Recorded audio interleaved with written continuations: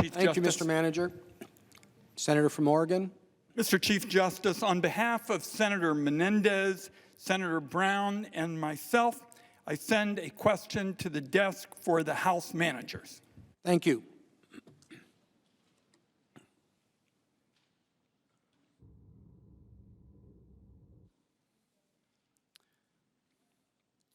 Senators Wyden, Menendez, and Brown ask the House managers. The President's counsel has argued that the President's actions are based on his desire to root out corruption. However, new reporting indicates that Attorney General Barr and former National Security Advisor Bolton shared concerns that the President was granting personal favors to autocratic foreign leaders like President Erdogan of Turkey. The President has also acknowledged his private business interests in the country, like Trump Towers, Istanbul. The Treasury Department has not denied that the President directed Treasury and the Department of Justice to intervene in the criminal investigation of Halkbank, the Turkish state-owned bank, which has been accused of a scheme to evade Iranian sanctions. Has the President engaged in a pattern of conduct in which he places his personal and political interests above the national security interests of the United States?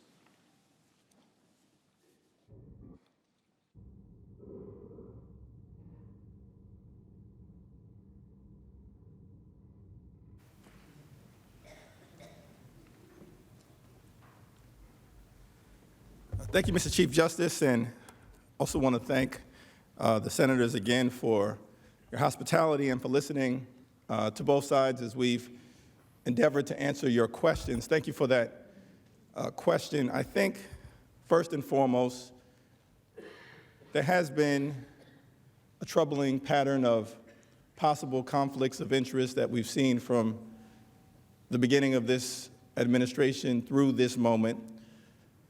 But the allegation here related to the abuse of power charge is that in this specific instance, the President tried to cheat by soliciting foreign interference in an American election, by trying to gin up phony investigations against a political opponent.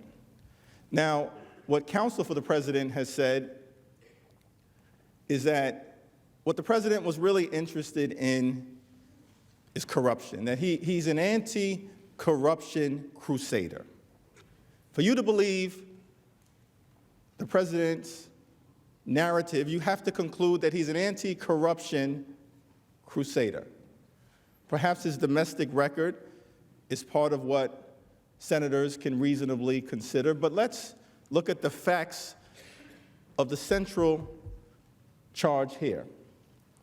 The President had two calls with President Zelensky on April 21st and on July 25th. In both instances, he did not mention the word corruption once. Release the transcripts, the word corruption was not mentioned by Donald Trump once. We also know that in May of last year,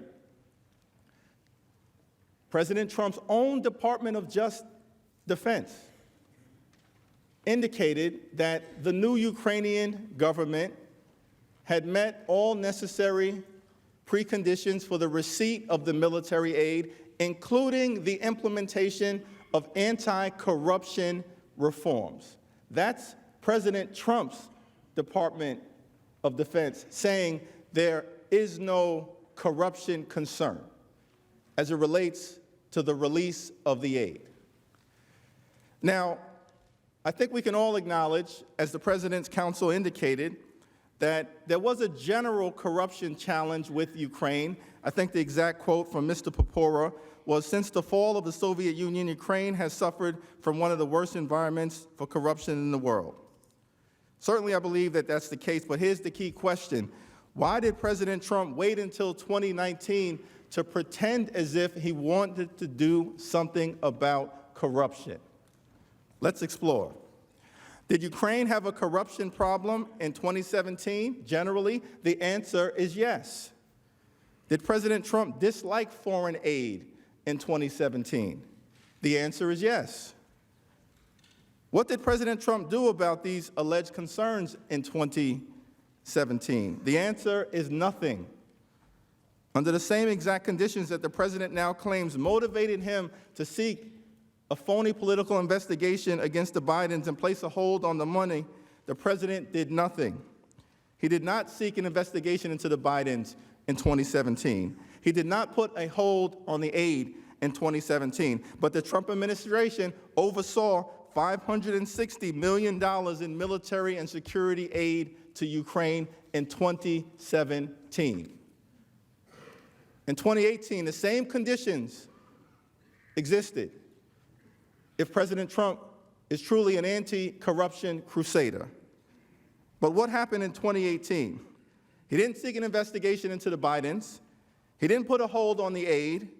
Rather, the Trump administration oversaw $620 million in military and security aid to Ukraine, which brings us to this moment. Why the sudden interest in Burisma, in the Bidens, in alleged corruption concerns about Ukraine? What changed in 2019? What changed is that Joe Biden announced his candidacy. The president was concerned with that candidacy. Polls had him losing to the former vice president, and he was determined to stop Joe Biden by trying to cheat in the election, smear him, solicit foreign interference in 2020. That is an abuse of power. That is corrupt. Thank you, That Mr. is Manager. wrong.